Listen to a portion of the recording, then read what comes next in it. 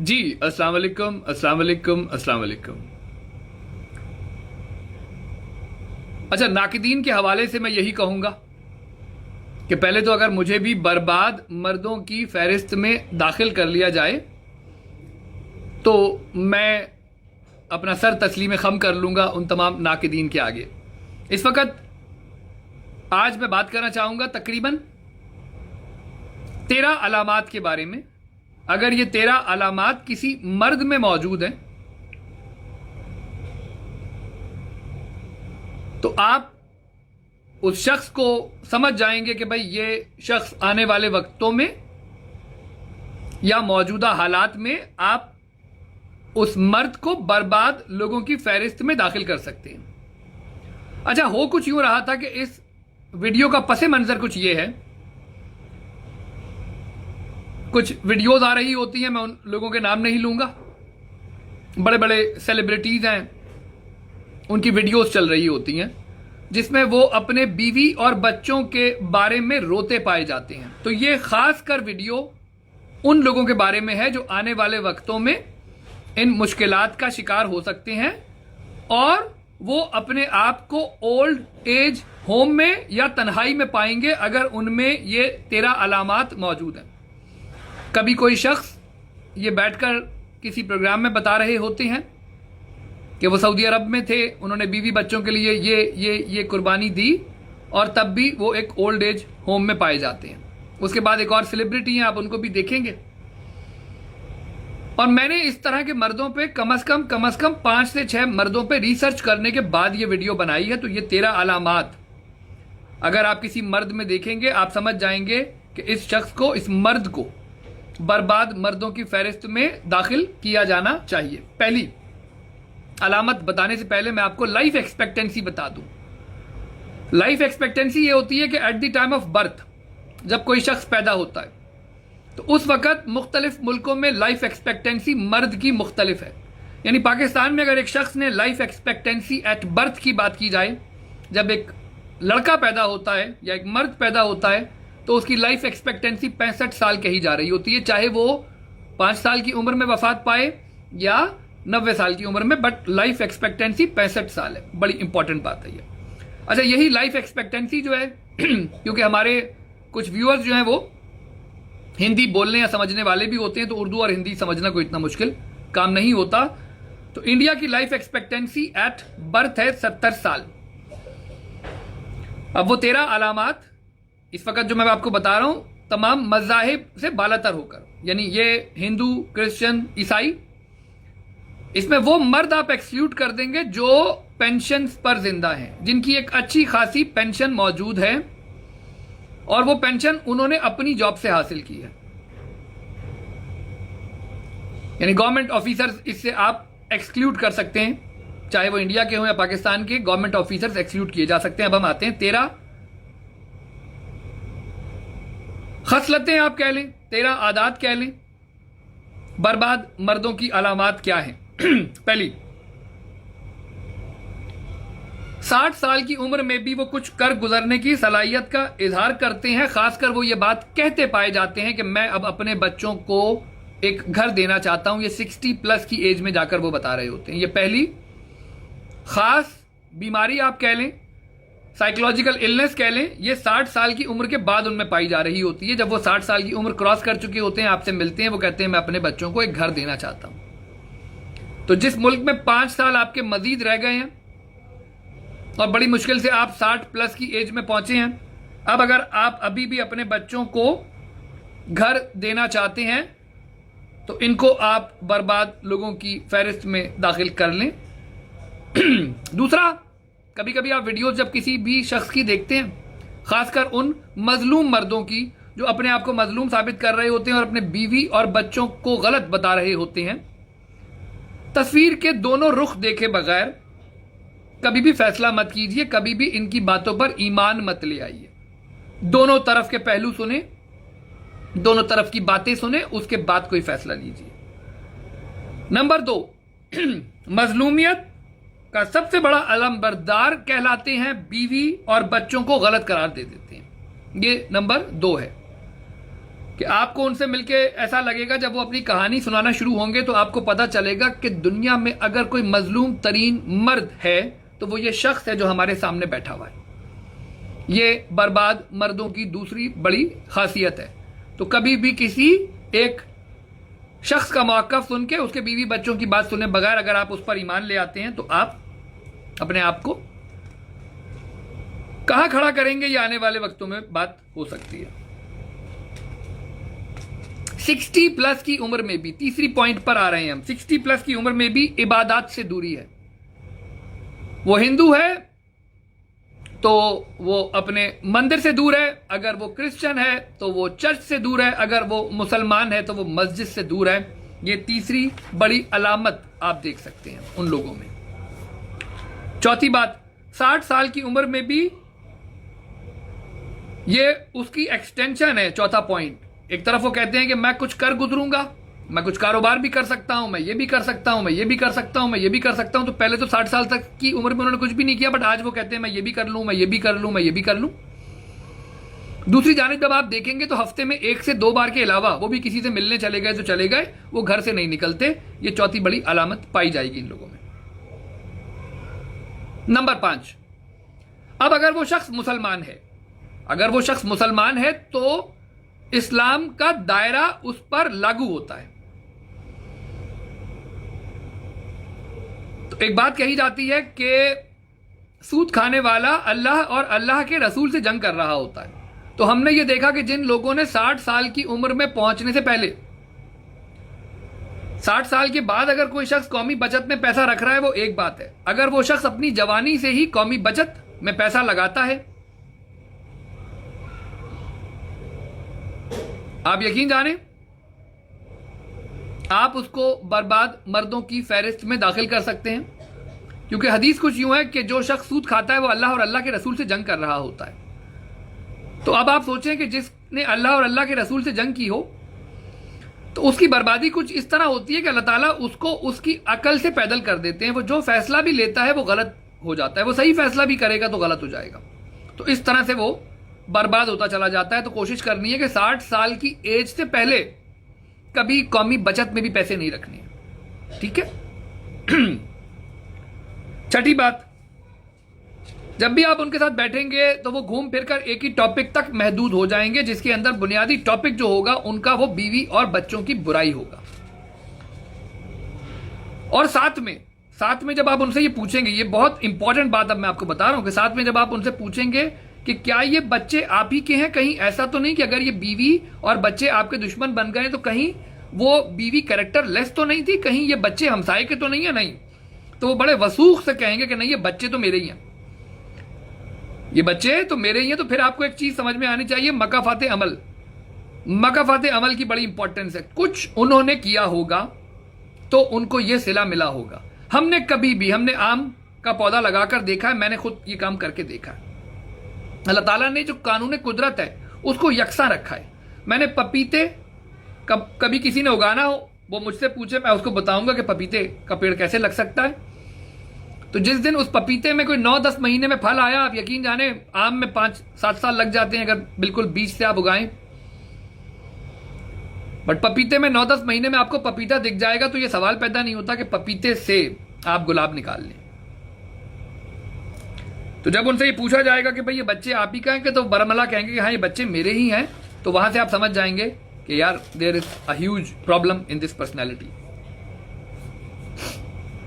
Number 7, अपनी शादी हो जाने के बाद भी शादीशुदा बहनों, उनके शौहरों के बारे में सोचना, सोचते रहना, उनके शौहरों को भी गलत कहना और हर जगह बहन को सही कहना, यहां तक के तलाक करवाने की नौबत तक पहुंच जाना या तलाक करवाने में अहम रोल प्ले कर लेना, यह बर्बाद मर्दों की खासियत पाई गई।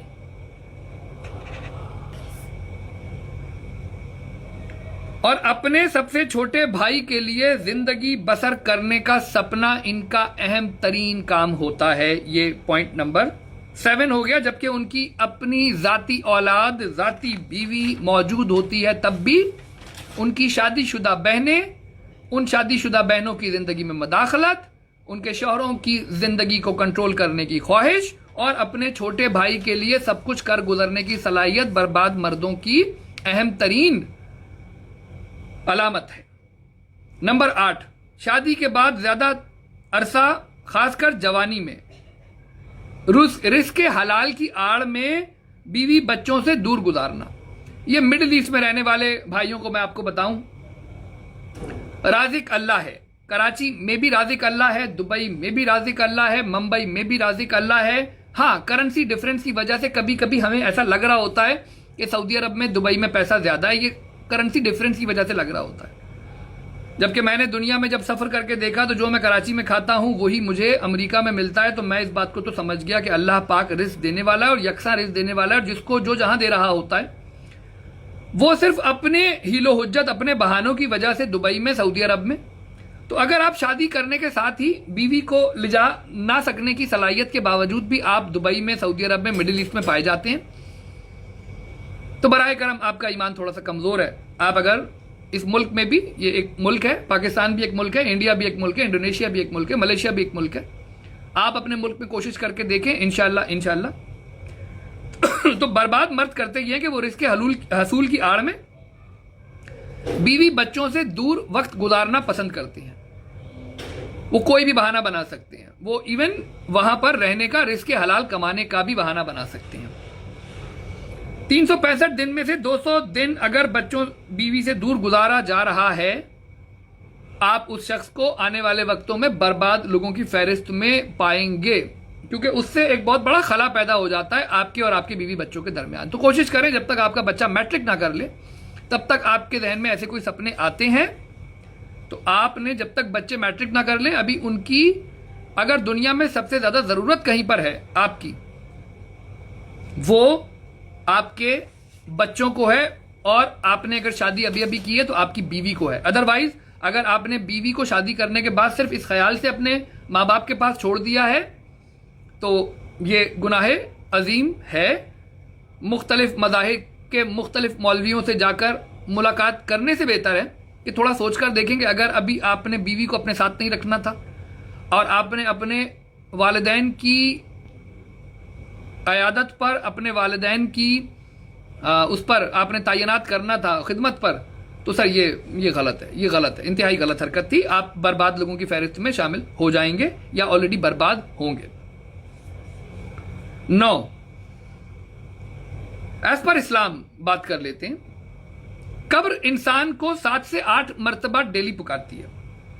अगर इन लोगों के सामने जो 60 साल के हो चुके होते हैं, 65-70 साल लाइफ एक्सपेक्टेंसी है, इनके सामने अगर आप मौत का जिक्र करते हैं, मौत का तस्करा करते हैं, तो ये मौत के तस्करे को सख्त नापसंद करते हैं। वो मौत के बारे में बात ही नहीं करना चाह रहे होते, ना उसकी तैयारी करना चाह रहे होते हैं। तो जब आप बात ही नहीं करेंगे तो तैयारी नहीं करेंगे। तैयारी उसी चीज की जाती है जिसके बारे में इंसान बात करता है। 10वां पॉइंट, 30 साल का हो जाने के बाद भी ज्यादातर अरसा, ज्यादातर वक्त गली मोहल्ले चौराहों पर गुजारना, बशर्त यह कि आप ट्रैफिक पुलिस में तैनात नहीं है। तब भी 30 साल प्लस के आप हो चुके होते हैं तो गली मोहल्ला चौराहों पर फारिग बैठकर, चाय के होटल पर फारिग बैठकर अपना वक्त गुजारते हैं।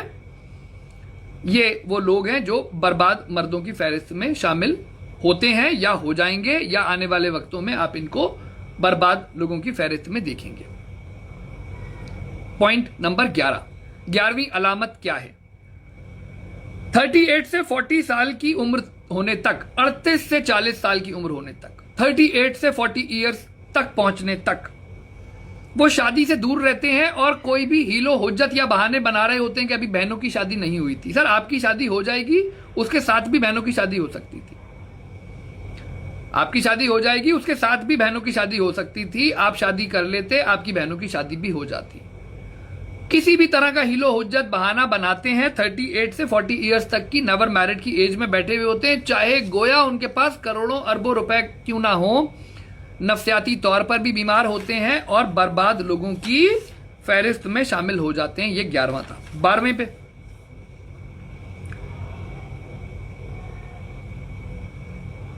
जिंदगी में कोशिश करें, बहुत अहम पॉइंट है। जिंदगी में कोशिश करें जिन लोगों के साथ आप बैठते हो वो ना आपसे उम्र में बहुत ज्यादा हो, ना उम्र में बहुत कम हो। क्योंकि जो आपके उम्र में बहुत ज़्यादा होते हैं या उम्र में बहुत कम होते हैं तो उनके जो मसाइल होते हैं वो मुख्तलिफ हो जाते हैं। आपके मसाइल अलग होते हैं, उनके मसाइल अलग होते हैं। अब जब मसाइल अलग होते हैं तो फिर आपके वसाइल भी अलग होते हैं, फिर उनको प्रॉब्लम सॉल्व करने की जो टेक्निक लगानी होती है वो अलग अलग होती है। तो आप या तो उनका मसला सॉल्व कर लें या अपना मसला सॉल्व कर लें। अगर एक ही तरह के लोगों में बैठेंगे तो आपने अपना मसला सॉल्व कर लिया तो बाकी तमाम लोगों के मसाइल भी, खासकर माशी मसाइल की बात हो रही है, वो हल हो जाएंगे। अदरवाइज बहुत ज़्यादा बड़ी एज होगी, उसके मसाइल बहुत मुख्तलिफ होते हैं, वो अपनी ज़िंदगी का बेशतर हिस्सा जी चुका होता है। बहुत छोटा होता है, वो अभी बहुत नीचे होता है। तो रिक्शे वाले हैं तो कोशिश करें रिक्शे वालों के साथ वक्त ज़्यादा गुजारें, सब्जी वाले हैं सब्जी वालों के साथ ज़्यादा वक्त गुजारें, दुकानदार हैं तो उन दुकानदारों के साथ ज़्यादा वक्त गुजारें। अगर आप ज़्यादा अमीर ज़्यादा गरीब, अलग तरह के मसाइल के अंदर आप चले जाएंगे और फिर बर्बाद हो जाएंगे। तो ऑटोमेटिकली अगर आप ऐसा कर रहे हैं तो ये वो अलामत है जो आपको आने वाले वक्तों में बर्बाद कर देगी। आखिरी 13 पॉइंट बताकर हम इस चीज का इख्तिताम करते हैं। मुंह बोले रिश्तेदार बनाने के शौकीन होते हैं ये अफराद। हर राह चलते को अपना बेटा बना लेंगे, हर गुजरती लड़की को अपनी बेटी बना लेंगे। और ये इस्लाम भी हमें बताता है कि ना कोई आपका बेटा बन जाएगा छोटे से मफाद को हासिल करने के लिए, ना कोई आपकी बेटी बन जाएगा। और वो दोनों ही लोग, जो बेटा बन भी जाते हैं, जो बेटी बन भी जाती है, उसके ऊपर भी सवालिया निशान खड़ा हो रहा है। मगर हाँ, यहां पे हम सिर्फ उन लोगों की बात कर रहे हैं जो बर्बाद लोगों की फहरिस्त में शामिल हैं। तो मैं इस वक्त सिर्फ उनकी बात करूंगा जो ऐसा काम कर रहे होते हैं कि वो बेटा बेटी बहन बनाने के शौकीन होते हैं और अपना घर होते हुए भी किसी भी दूसरे रिश्तेदार के यहां रुक जाने को तरजीह देते हैं। कोशिश करें रात के 3 भी बज रहे हों और आपका घर 5 किलोमीटर की मुसाफत से अंदर हो, अपने बिस्तर पे अपने घर जाकर सोएं, आप कामयाब लोगों की फहरिस्त में आ जाएंगे। ये 12वां पॉइंट था और 13 कंप्लीट कर लिया। अब आखिरी बात बता दूं, क्योंकि नेक्स्ट वीडियो में हम बता देंगे कामयाब लोगों के अंदर क्या अलामात पाई जा रही हैं, क्योंकि सिर्फ पैसा नहीं बल्कि कुछ अलामात होती हैं। आप तो लोगों का बैंक बैलेंस देखकर, आप उसकी गाड़ी देखकर, आप उसकी वज़ाकता देखकर, आप उसका घर देखकर, आप उसकी बीवी का फैशन देखकर, आप उसकी बीवी की चूड़ियों को देखकर, आप उसके बच्चे की यूनिवर्सिटी को देखकर उसकी कामयाबी का अंदाजा लगा रहे होते हैं। जबकि कामयाब लोग अलग खसलतें रखते हैं। हम खसलतों की बात कर रहे हैं, आदात की बात कर रहे हैं। कामयाब लोगों में शामिल होने के लिए बच्चों को स्कूल छोड़ने के बाद अपने काम पर रवाना हो जाता है वो शख्स। या तो आप उस फहरिस्त में आना चाह रहे हैं या ऑलरेडी आप देखकर पहचान सकते हैं कि कामयाब लोगों की फहरिस्त में आना है। तो कामयाब लोगों में शामिल होने के लिए बच्चों को स्कूल छोड़ने के बाद सुबह सवेरे काम पर जाएं। अगर आप कामयाब लोगों की फहरिस्त में शामिल होना चाहते हैं, इस दुआ के साथ, लेने नहीं जाना है, लेने नहीं जाना है, इस दुआ के साथ जाएं कि एक दिन आप अपने पोते पोतियों को ना सिर्फ स्कूल ड्रॉप करेंगे, अगर जिंदगी रही तो उनको लेकर भी आएंगे। एक दिन इस दुआ के साथ सोचा करें जिंदगी को कि बच्चों को अभी आपने स्कूल छोड़ना है और निकल जाना है, और इस दुआ के साथ कि एक दिन वो वक्त आए कि जिस दिन आप अपने पोते पोतियों को ना सिर्फ स्कूल छोड़ें, उनको लेकर भी आएं। ये कामयाब लोगों की डिक्शनरी में आप शामिल हो जाएंगे। अब कुछ लोग कहेंगे कि हम इतने वो हैं कि हम ड्राइवर रखते हैं। सर, अगर आप ड्राइवर भी रखते हैं तो अब फैमिली वैल्यू को अगर आपने मजबूत करना है तो आपने यही असूल फॉलो करना है कि कम से कम छोड़कर जरूर आ जाएं। अगर आप एक ऐसे दादा हैं जिसके अपने पोते ड्राइवर के साथ जाते हैं, अपनी पोतियां ड्राइवर के साथ जाते हैं, कम से कम छोड़ते हुए काम पर निकल जाएं। तो फैमिली वैल्यूज भी रह जाएंगी और आप अपने आप को ना ओल्ड एज होम में पाएंगे, ना ओल्ड एज हाउस में पाएंगे, और कामयाब लोगों की फहरिस्त में शामिल रहेंगे। सिर्फ पैसा कमा लेना, उछाल उछाल के पैसों का चलना। और एक पॉइंट जो इसमें रह गया वो मैं बात बताकर खत्म करता हूं कि वो तमाम मर्द, जब मर्द के पास पैसा आता है तो वो पैसा उछल रहा होता है। मर्द के पास पैसा आता है तो पैसा उछल रहा होता है। जब पैसा उछलता है तो उसकी ताकत पर मर्द उछलता है और उसके जहन में यह सपना बेदार हो जाता है कि अब मुझे दूसरी शादी करनी चाहिए। तो अगर वो मुसलमान है तो कहीं उसको ऐसे मौलवी हजरात भी बैठे हुए मिल रहे हैं जो सिर्फ और सिर्फ 4 शादियों का ही प्रचार किए जा रहे हैं, क्योंकि उसकी आड़ में वो खुद स्पेन, जर्मनी, जापान, इटली घूम रहे हैं और वो यही बताए जा रहे हैं कि 4 शादियां कर लो, 4 कर लो, 4 कर लो। और उनका बस नहीं चल रहा, वो एक ही जगह पर 4 निकाह पढ़वा दें। मेरी भी ख्वाहिश है, मेरी भी ख्वाहिश है। तो ख्वाहिश होना कोई गलत काम नहीं है दूसरी शादी करने की। उसके लिए क्या लाहे अमल आप इख्तियार कर रहे हैं, यहां तक कि आपके बच्चे इस काबिल ना हो जाएं कि वो कम अज कम।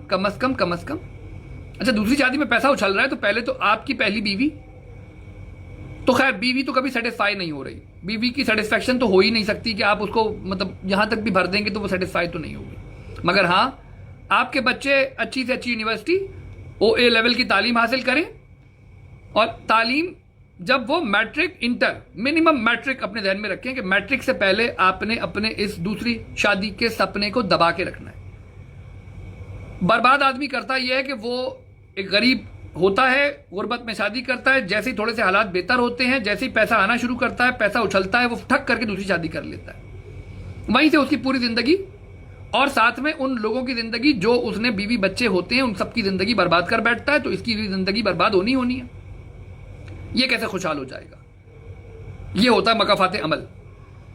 तो जब आप अपने बीवी बच्चों को छोड़कर, अभी उन्होंने मैट्रिक नहीं किया था, कम से कम आपका सबसे छोटा बच्चा मैट्रिक कर ले, दूसरी क्या, तीसरी क्या, चौथी शादी करें, हम करवाएंगे यार आपकी शादी।